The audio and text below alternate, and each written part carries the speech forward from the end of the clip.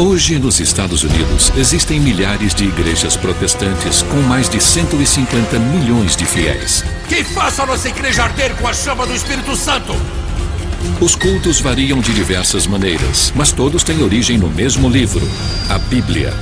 O Evangelho de Nosso Senhor Jesus Cristo, segundo Mateus, capítulo 5. Nos dias de hoje, não paramos para pensar que qualquer pessoa pode ler a Bíblia e interpretá-la à sua maneira. Mas não foi sempre assim.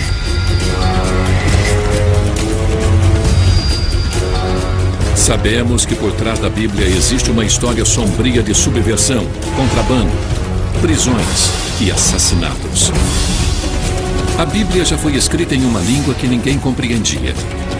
E quando as pessoas começaram a ler a palavra de Deus diretamente em inglês, teve início uma revolução na essência da fé popular. Por isso, séculos atrás, a Bíblia em inglês tornou-se um livro ilegal. E alguns homens sacrificaram suas vidas para traduzi-la. John Wycliffe, Thomas Cranmer e William Tyndale.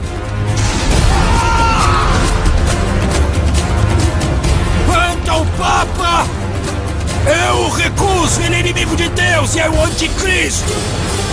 Sua luta transformou o acesso à Bíblia em um dos fundamentos do cristianismo e da democracia moderna. Vamos conhecer o legado da Bíblia em inglês.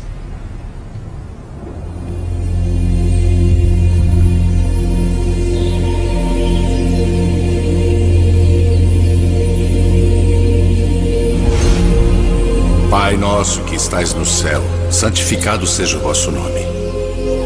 Atualmente, cada nação tem sua própria versão da chamada Palavra de Deus. Venha a nós o vosso reino, seja feita a vossa vontade, assim na terra como no céu. Porém, as línguas originais da Bíblia foram o hebraico e o grego antigo. O pão nosso de cada dia nos dai hoje. Perdoai as nossas ofensas. A tradução para o inglês foi feita somente em 1526 e, na época, foi um ato ilegal. As autoridades inglesas acreditavam que se pessoas comuns lessem a Bíblia por conta própria, questionariam a autoridade da igreja. Assim como nós perdoamos a quem nos tem ofendido, e não nos deixeis cair em tentação, mas livrai-nos do mal. Amém. Portanto, quando a Bíblia em inglês surgiu na década de 1380, ela não marcou apenas o renascimento religioso, mas também uma reviravolta política. Naquela época, existia somente uma igreja em toda a Europa Ocidental. Era a igreja que hoje chamamos de Católica Apostólica Romana, e seu pontífice era o Papa. A igreja, com certeza, monopolizava a maneira como as pessoas vivenciavam o cristianismo. Não havia outras opções. Não se conseguia salvação em uma outra igreja. Comparecer às missas não era voluntário, não era uma escolha, era obrigatório.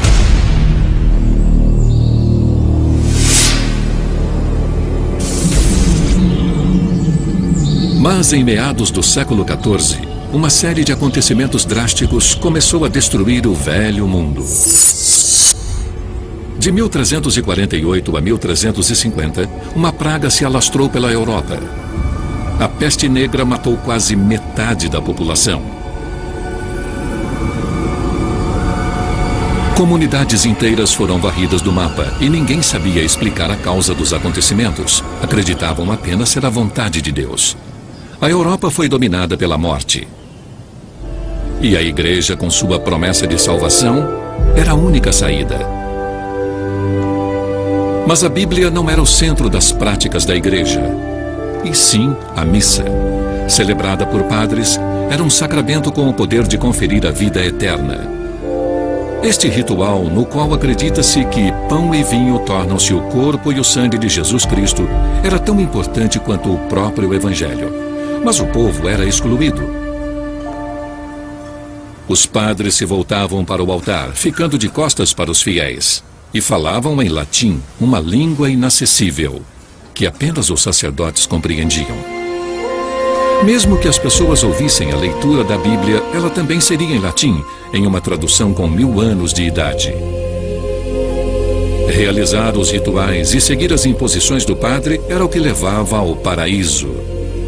E isso concedeu à Igreja um enorme poder político. O status de um padre era realmente de poder, porque eles eram capazes de executar milagres com suas palavras. E realmente era uma posição muito poderosa. Lá em cima, no altar, lidando com um grande mistério. Dominar a linguagem que o revelava devia ser muito impressionante para as pessoas que não entendiam as palavras que eram ditas.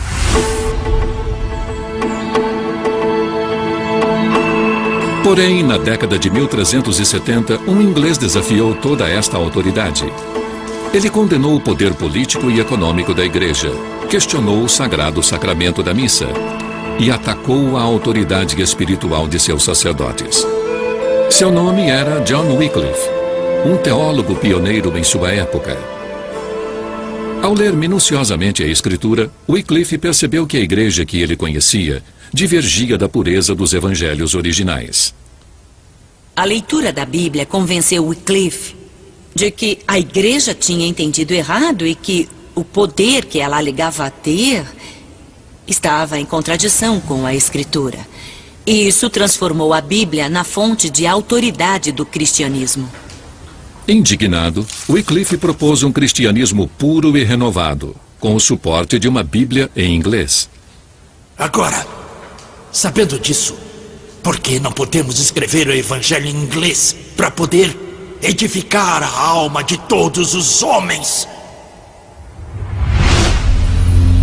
E assim começou um movimento revolucionário. John Wycliffe e seus seguidores passaram a traduzir a Bíblia para sua própria língua. Na época, eles eram chamados de Lollardos, termo que teve sua origem Lollard, murmurar em holandês, o que aludia ao fato de sussurrar em suas preces. Eles traduziram a Bíblia do latim para a língua do cotidiano, uma forma arcaica do inglês atual. In the beginning, God made of Nocht heaven and earth. No princípio, Deus criou o céu e a terra. The surface of the earth was idle and void. E a terra era sem forma e vazia. E havia trevas sobre a face do abismo. And the Spirit of the Lord was born on E o Espírito de Deus se movia sobre a face das águas. And God said, Licht be mad. And licht was mad. E Deus disse, faça-se a luz. E a luz foi feita. Sobreveio a tarde e depois a manhã. Foi o primeiro dia. Ainda não havia impressão em papel na Europa, por isso todas as Bíblias de Wycliffe eram manuscritas. Cada uma podia levar 6 meses para ficar pronta. A Bíblia de Wycliffe não foi impressa, por isso cada uma delas é um objeto único. As primeiras Bíblias pareciam cartilhas de tradução do latim para o inglês. Palavra por palavra, era quase uma tradução literal em vez de se traduzir os contextos. E isso soava meio estranho. As últimas versões eram mais elaboradas, mais coerentes, de leitura mais agradável. Já não parecia que alguém estava aprendendo a traduzir, mas sim pensando biblicamente. Ler a Bíblia de Wycliffe encorajava as pessoas a terem opinião própria, algo que não era tolerado pelas autoridades. Isso abalava o status quo da Igreja e do Estado. Wycliffe morreu em 1384. Logo em seguida, uma série de medidas repressoras tentaram acabar com o movimento dos Lollardos, o Lollardismo. Em 1407, os livros de Wycliffe foram proibidos e a tradução da Bíblia para o inglês se tornou ilegal. A partir de então, possuir uma Bíblia em inglês era considerado heresia. E a punição para a heresia era a fogueira. Em 1415, 30 anos após sua morte, um concílio da Igreja Católica condenou Wycliffe como herege, dando início a um ritual bizarro. Em 1428, quase meio século depois de ser enterrado, o corpo de Wycliffe foi exumado pelas autoridades. Esta exumação macabra foi a vingança da Igreja. Haec Sanctus Synodus declarat deficientiat Esse concílio sagrado declara, define e determina que John Wycliffe foi um herege obstinado e notório. E até morreu como herege. Em seguida, seu corpo foi entregue às autoridades e levado à fogueira. Este concílio o excomunga completamente e condena sua memória. Decreta e ordena que seu corpo e ossos, se puderem ser distinguidos dos corpos dos fiéis, sejam exumados e levados para longe do cemitério da igreja, segundo as sanções legítimas da lei canônica. Desta forma, as autoridades esperavam destruir Wycliffe e suas ideias totalmente. Mas foi em vão. Mesmo sendo ilegais, sobraram mais manuscritos da Bíblia de Wycliffe do que de qualquer outro texto medieval em inglês. As ideias de Wycliffe não morreram. Elas são menos mortais que o seu corpo e foram mantidas vivas na inspiração que ele deu a seus seguidores. O interessante sobre as Bíblias de Wycliffe é que sobraram muitas delas. Então, apesar da proibição, elas devem ter sido produzidas em massa. Enfim, eram livros ilegais e, por serem proibidos, se tornaram muito populares. A Bíblia de Wycliffe circulou secretamente entre os lollardos nos 100 anos seguintes, apesar da proibição. Mas a Igreja Católica ainda tentava controlar a vida religiosa dos ingleses. De tempos em tempos, os bispos conduziam uma purgação e percebiam que as ideias de Wycliffe estavam longe de serem esquecidas. Em um caso de 1506, 60 pessoas foram presas em apenas um vilarejo e 2 foram queimadas como hereges.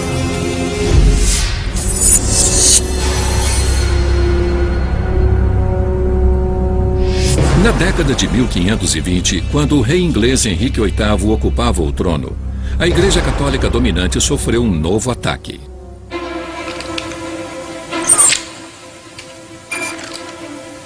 Era cada vez mais difícil censurar o pensamento livre.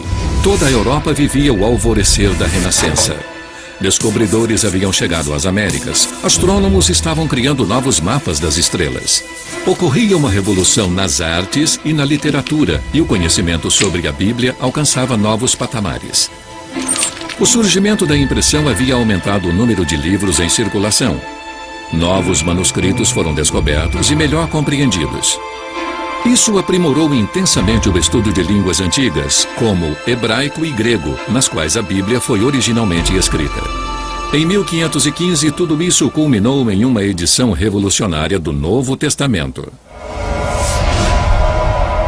Era uma publicação dos evangelhos gregos originais em uma nova tradução e mais cuidadosa para o latim. Finalmente, os cristãos instruídos de toda a Europa puderam ler as palavras originais dos apóstolos. E esta nova tradução revelou que a Bíblia em latim, tida como oficial pela Igreja Católica, continha inúmeros erros. Essa edição foi importantíssima. O Novo Testamento é grego em sua essência, e outro texto era uma tradução. O impacto foi colossal.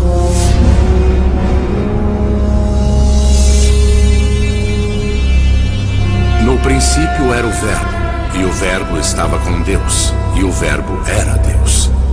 E ele estava no princípio com Deus. Todas as coisas foram feitas por ele, e sem ele, nada do que foi feito se fez.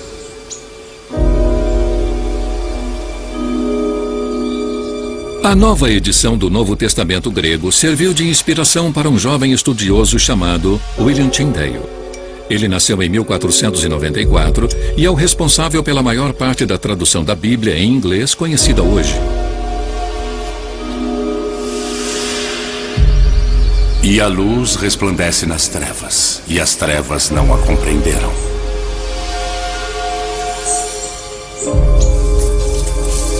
Tyndale abominava a proibição da Bíblia em inglês pela Igreja, porque criava uma barreira entre os fiéis e a palavra de Deus.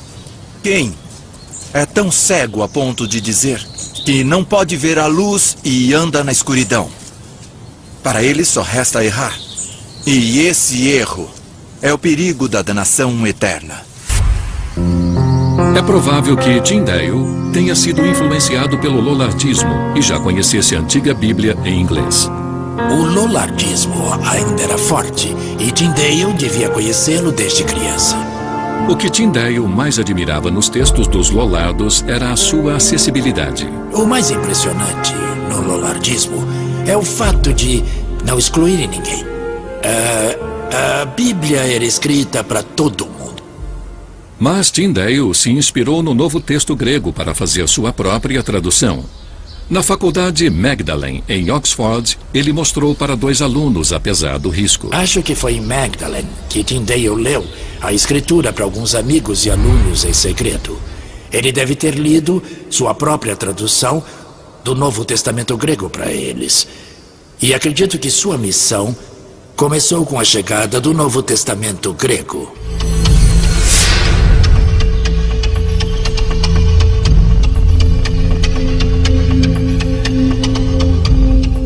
Tyndale não foi o único. Do outro lado da Europa, este foi o estopim de movimentos religiosos. O maior deles eclodiu em Wittenberg, na Alemanha. Lá, um monge chamado Martinho Lutero havia estudado o Novo Testamento minuciosamente, assim como Wycliffe. Isso resultou em um embate com as autoridades da igreja. Para ele, o poder e a riqueza da igreja eram uma exploração inaceitável dos fiéis. Sua revolta deu início ao que chamamos hoje de Reforma Protestante. Ela dividiu a Europa para sempre e guerras religiosas devastariam o continente por 1 século e meio. Acho que não aconteceu nada de inevitável durante a época da Reforma. Mas essa briga tocava em questões muito profundas. A salvação e a entrada no paraíso. E o que os protestantes afirmavam era que eu e você não podemos fazer nada pela nossa salvação. Tudo está nas mãos de Deus. A mensagem de Lutero é essa. O problema é que a igreja medieval afirmava: você pode tomar atitudes sim para ser salvo. Existe um lugar chamado purgatório onde você pode passar um tempo. Podemos orar por você para ajudar a entrar no paraíso. Lutero era contra essa ideia de que você e eu podemos fazer alguma coisa. Lutero insistia que a fé, e apenas a fé, era a chave para a salvação. Isso feriu o papel da Igreja Católica como a intermediária privilegiada entre os fiéis e seu Deus. Surgia assim a base do protestantismo. Lutero não se calou com as ordens do Papa, e foi isso que causou a divisão. Ao contrário da Inglaterra, a Alemanha não proibia traduções da Bíblia. Em 1522, Lutero publicou sua própria versão em alemão do Novo Testamento. Apesar de suas origens heréticas, esta versão foi um sucesso. A primeira edição de milhares de cópias se esgotou em semanas. De volta à Inglaterra, Tyndale continuou seu trabalho clandestino, esperando reproduzir o sucesso de Lutero. Porém, a Inglaterra católica era um lugar perigoso para pessoas com uma visão religiosa não convencional. Tyndale enfrentou uma dura resistência ao difundir suas crenças polêmicas. Ele foi intimado pelo tribunal eclesiástico por disseminar a heresia. Embora tenha conseguido se defender, Tyndale foi desacreditado. Porém, permaneceu convicto em levar a palavra de Deus para o povo inglês. Se Deus me permitir, em poucos anos, poderei fazer um menino lavrador compreender as Escrituras melhor do que tu.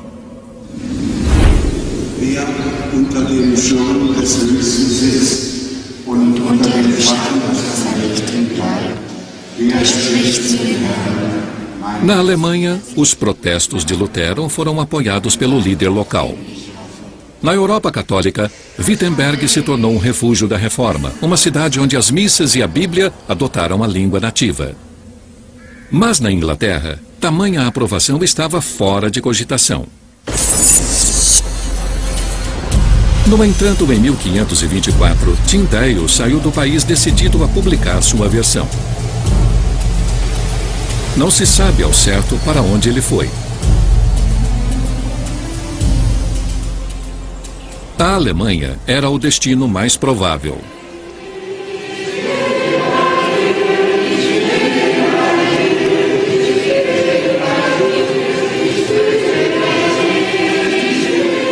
Como Lutero estava firme no comando de uma reforma protestante ativa e segura, era natural imaginar que Tyndale fosse se juntar a ele em Wittenberg. Mas, na verdade, não existem muitas provas. Afinal, Tyndale era um herege, e mesmo na Alemanha havia pessoas que o entregariam para as autoridades da igreja. Por isso, manteve seus passos em segredo. Mas existe um indício relevante. O livro de matrículas da Universidade de Wittenberg, que ainda existe. Todos os alunos eram obrigados a se registrar e jurar lealdade às regras e estatutos da universidade. Sob o número 1508, encontramos o nome do irmão Martinho Lutero de Mansfield, o mesmo homem que deu início à reforma de Wittenberg. E quando estudiosos examinaram o livro em detalhes, outro nome surpreendente surgiu. Em 1524, exatamente o ano em que Tyndale fugiu da Inglaterra, o manuscrito exibe o nome latino Guilhelmus Dalton ex Anglia, ou William Dalton da Inglaterra. Os estudiosos perceberam que, ao inverter a posição das sílabas, lê-se Tyndall. Poderia ser o codinome de William Tyndale, um agente secreto espiritual? Tudo o que sabemos é que Tyndale terminou sua tradução do Novo Testamento na Alemanha.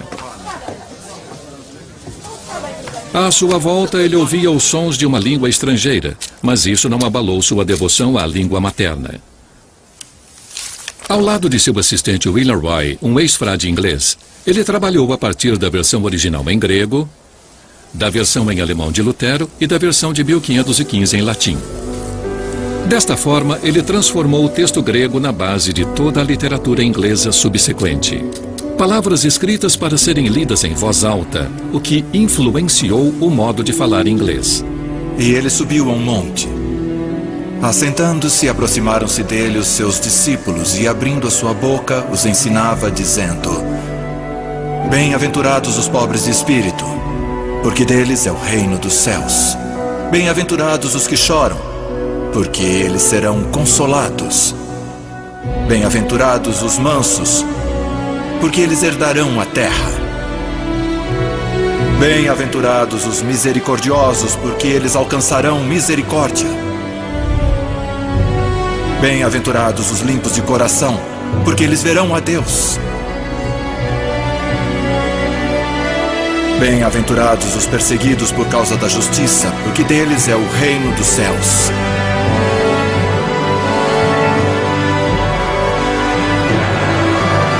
A linguagem usada por Tyndale foi revolucionária. Seu estilo era simples e ele enfatizava a fala do dia a dia dos ingleses, natural e direta.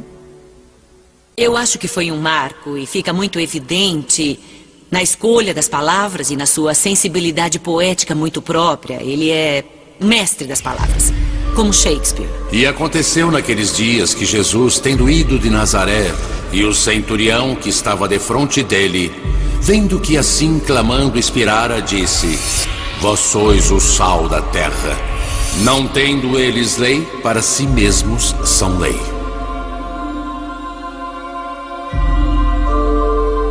A influência foi notável. A linguagem dele ainda perdura no nosso mundo.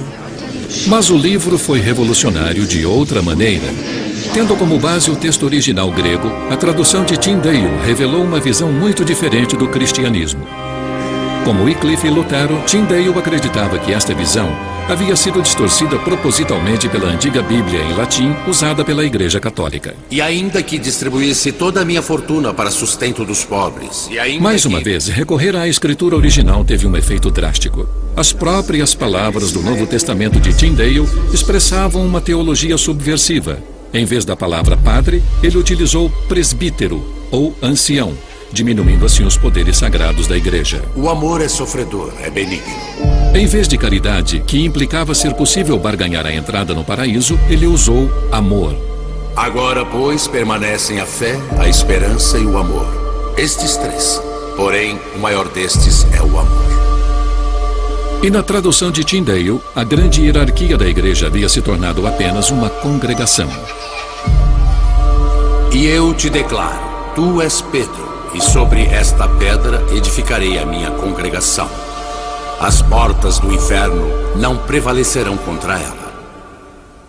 Qualquer mudança nas escrituras era heresia, porque era mudar o que a igreja dizia. Porque a igreja não cometia nenhum erro. Em agosto de 1525, Tyndale estava pronto para publicar sua versão. Ele havia completado o Novo Testamento e adicionou um prólogo e algumas notas ao texto. Encontrou uma prensa em Colônia para fazer a impressão, mas um desastre aconteceu. Senhor, uma invasão! O local foi invadido. Alguém havia alertado as autoridades da igreja. E Tyndale fugiu com somente uma parte do texto impresso. Destemido, ele começou tudo de novo.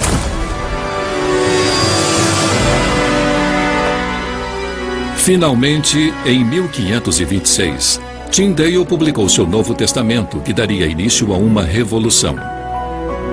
Por ser muito pequeno, seu próprio tamanho era subversivo.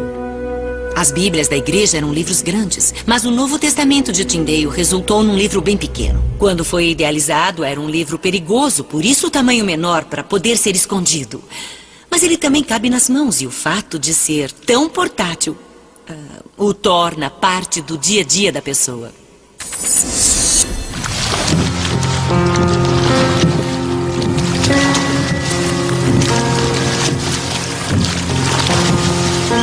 Poucas semanas depois da impressão, as primeiras 1000 cópias do Novo Testamento de Tyndale começaram a ser levadas à Inglaterra para serem vendidas no mercado negro. Tornou-se um best-seller. O governo reagiu com uma perseguição violenta. O Novo Testamento de Tyndale foi queimado em praça pública. Logo, as chamas não estavam apenas engolindo livros, mas também pessoas. Diz Paulo em Romanos: porque eu não me envergonho do Evangelho de Cristo. Pregadores que difundiam a palavra para grupos de transeuntes foram presos e levados à fogueira. Porém, a coragem fanática dos reformadores confirmou a força da Bíblia de Tyndale.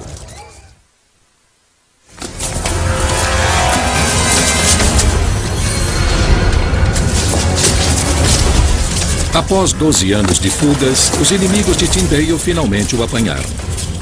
Até hoje não se sabe quem subornou Phillips para entregar o tradutor herege às autoridades. Mas não há dúvidas de que o plano foi traçado na Inglaterra. Acredito que seu grande inimigo, na Inglaterra, era o novo bispo de Londres, John Stokesley. E acha que Stokesley estava no comando de um homem detestável, Harry Phillips, que preparou a emboscada. Phillips escreveu para todos dizendo que precisava de dinheiro e Stokesley deve ter descoberto e o contratou. Tyndale foi levado da Antuérpia para um castelo perto de Bruxelas, na Bélgica. Ele ficou em uma solitária por mais de um ano, longe até mesmo de sua amada Bíblia. A partir dali, o homem com o maior domínio da língua inglesa, na minha opinião, depois de Shakespeare, ficou sem ouvir sua língua por 500 dias. Falavam flamengo ou latim. 500 dias sem luz, sem livros, sem nada. Ele nunca duvidou de sua fé. Em outubro de 1536, enfrentou sua última provação.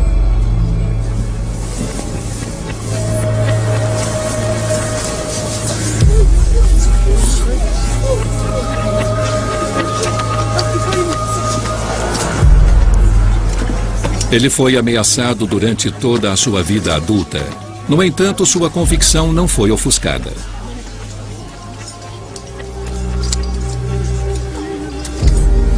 Até o fim, sua vontade era levar a Bíblia aos ingleses. Senhor, abra os olhos do rei da Inglaterra!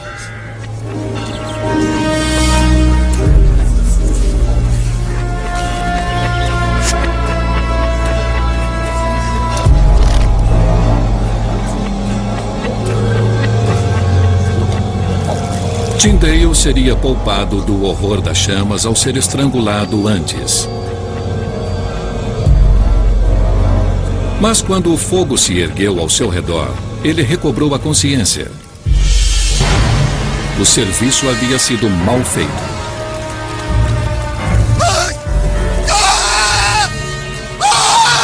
A missão assumida por Tyndale de levar as escrituras ao povo inglês foi a estrela guia de sua vida. E no final o levou à morte. Mas, incrivelmente, poucos meses depois que ele morreu, o povo inglês finalmente teve acesso à Bíblia que ele tanto queria ter disseminado. Houve uma reviravolta inesperada.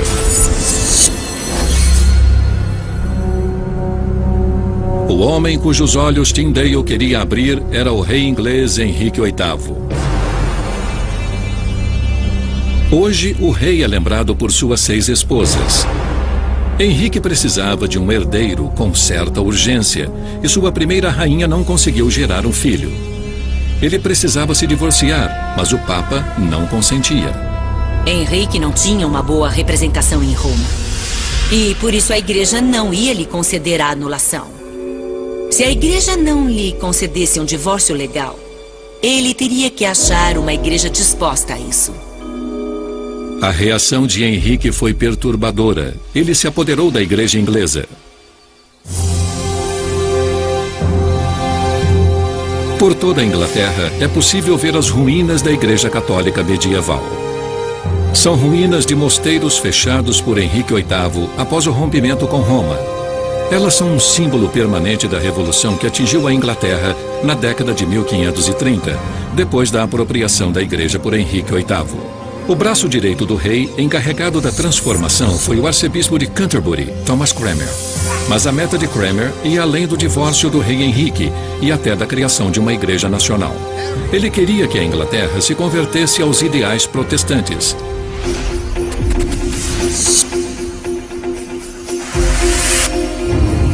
Como em outros países da Europa, a Bíblia na língua nativa foi a base da reforma de Cranmer.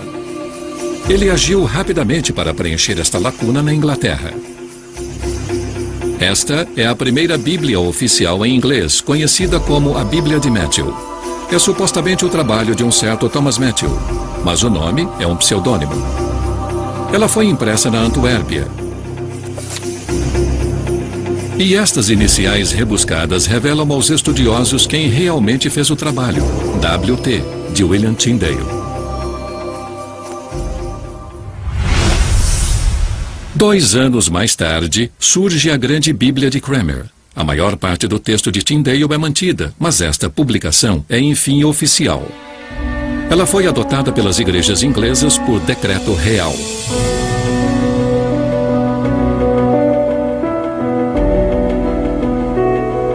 Toda a paróquia do país foi obrigada a comprar uma, e o arcebispo Cranmer estimulava publicamente sua leitura.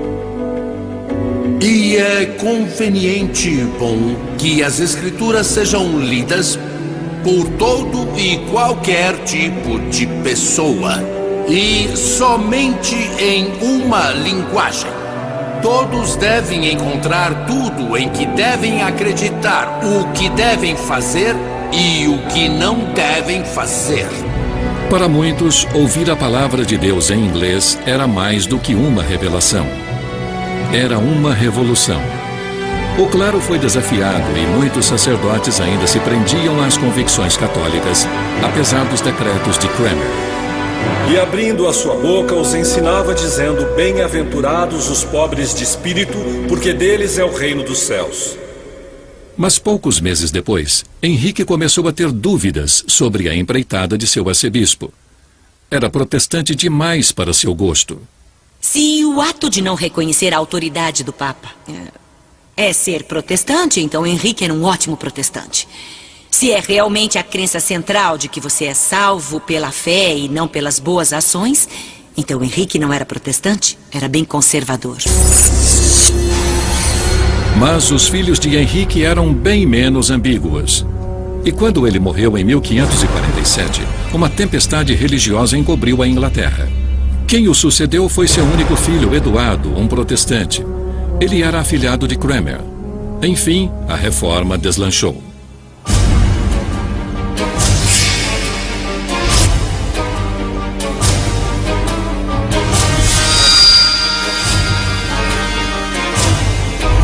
Mas apenas 5 anos depois, o rei Eduardo morreu e foi sucedido por sua irmã Maria, uma católica fervorosa. Ela reverteu as determinações e reintroduziu toda a tradição católica. Neste processo, 300 protestantes foram queimados na fogueira e Thomas Cranmer, o homem que publicou a primeira Bíblia oficial em inglês, foi preso. Ele foi obrigado a se retratar e a admitir que seus conceitos eram falsos, declarando isso em público. Só assim, os católicos acreditaram que seus inimigos protestantes poderiam ser derrotados. A grande vantagem da Bíblia é que a gente pode lê-la por conta própria. Ela existe para ser lida pelas pessoas. Isso significa que você pode interpretá-la à sua maneira. E uma das características peculiares da Inglaterra do século XVII é que as pessoas tinham opinião própria. Na época em que a rainha Elizabeth foi sucedida por seu primo Jaime, rei da Escócia, esta liberdade turbulenta levou à divisão religiosa. Em poucos meses, o rei Jaime convocou uma conferência em seu palácio em Hampton Court, próximo a Londres, para unir as facções religiosas. Os puritanos ficaram muito satisfeitos, porque os escoceses já haviam destruído o poder de seus bispos. Acharam que sua vez havia chegado. A conferência durou 3 dias inteiros e, previsivelmente, os bispos ingleses aproveitaram cada oportunidade para retratar os puritanos como radicais perigosos, como realmente muitos eram. Sua agressão política foi bem sucedida. Parecia que os puritanos sairiam derrotados. Até que um dos religiosos puritanos sugeriu uma nova tradução da Bíblia. O líder dos bispos aprovou a ideia de que uma nova Bíblia seria conveniente para todos. Assim, o rei Jaime encomendou uma nova Bíblia, cujo propósito era agradar todas as partes e promover a base de uma verdadeira Igreja Nacional, em que todos pudessem se unir nos mesmos rituais.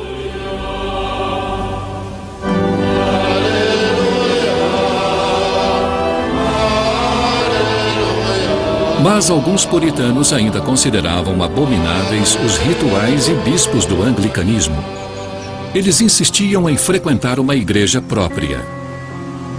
E como no caso de Tyndale, isso só seria possível se saíssem do país. Eles cruzaram o Atlântico rumo à América e ficaram conhecidos como os Pais Peregrinos. A comunidade que formaram em New Plymouth, em 1620, inspiraria a criação dos Estados Unidos. Em vez de uma igreja estatal, como havia ocorrido na Inglaterra, os Pais Peregrinos criaram um estado eclesiástico. Uma comunidade sagrada, baseada exclusivamente em suas próprias leituras da Bíblia em inglês. Não era um povo dedicado à liberdade de pensamento, exceto o deles. Eles queriam fundar uma igreja que fosse tão central no funcionamento da sociedade quanto a igreja anglicana na Inglaterra. Comunidades puritanas similares se espalharam pelas novas colônias. Foi um experimento revolucionário, tanto para a política quanto para a religião.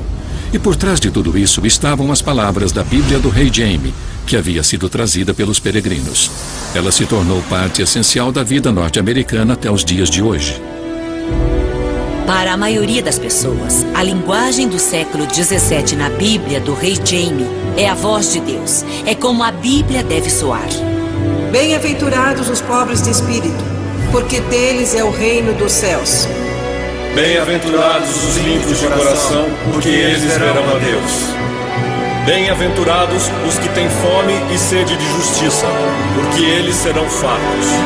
Bem-aventurados os misericordiosos, porque eles alcançarão misericórdia. A linguagem da Bíblia do rei Jaime é rica e bonita e esteticamente estimulante. E para a maioria das pessoas de tradição protestante, que não enfatiza as artes visuais, eu acho que essa linguagem se tornou o único prazer estético. Era a única opção para elas, não só por motivos religiosos, mas porque levavam vidas de trabalho duro nas fazendas e nas zonas rurais, em lugares onde outras formas de cultura não estavam disponíveis.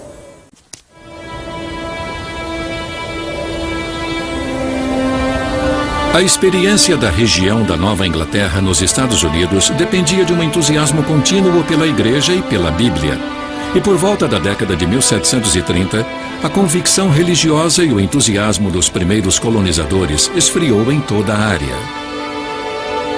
E então ocorreu um acontecimento extraordinário. Porque Deus amou o mundo de tal maneira que deu seu Filho unigênito para que todo aquele que nele crê não pereça, mas tenha a vida eterna. Em Northampton, Massachusetts, o pastor Jonathan Edwards percebeu uma nova onda de entusiasmo religioso em seus cultos. Ele o chamou de o Grande Despertar.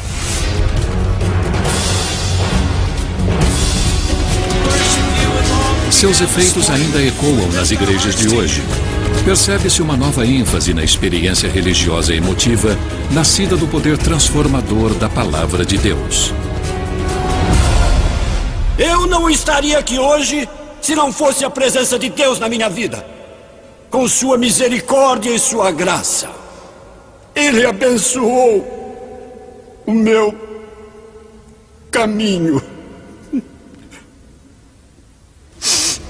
Eu chego lá. Mas o ressurgimento deste fervor era forte demais para se limitar às igrejas que já existiam. Estimulados pelo calor do entusiasmo religioso, alguns fiéis fundaram suas próprias igrejas, deixando de lado as antigas igrejas puritanas menos fervorosas.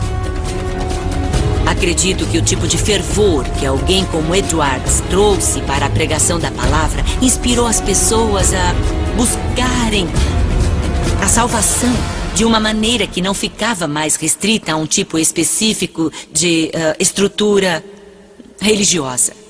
E aí, o que surge é um tipo de emoção descontrolada, centralizada nas escrituras, usando a Bíblia como um roteiro.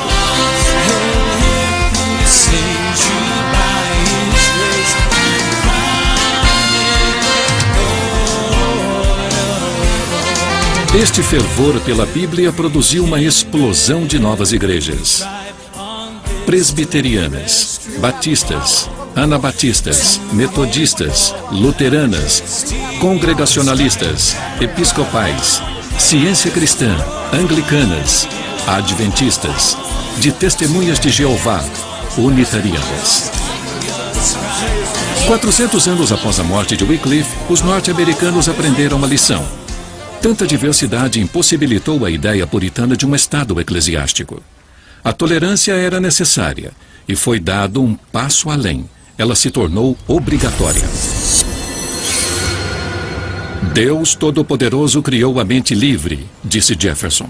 E a Constituição dos Estados Unidos insiste na separação total entre igreja e Estado e garante a liberdade de expressão. A primeira emenda continua importantíssima até hoje. O direito de discordar sobre algo tão essencial quanto a interpretação da Bíblia tornou-se ponto pacífico. Esta discordância é fundamental para a democracia e é parte essencial das liberdades que todos esperam ter. Estas liberdades começaram a surgir em território inglês há mais de 600 anos.